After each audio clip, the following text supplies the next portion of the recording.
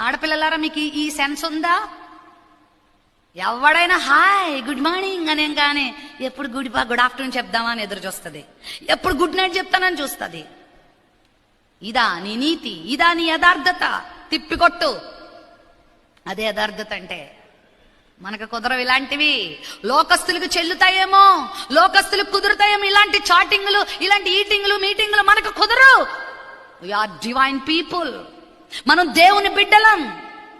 మనం దేవుని నీతిని కలిగి జీవించాలి. అవసరమైతే చెప్పండి, నీకు ఫ్రెండ్స్ లేకుండా అయిపోతారేమో, పర్వాలేదు, ఏం పర్వాలే, ఒంటరిగానే ఉండు.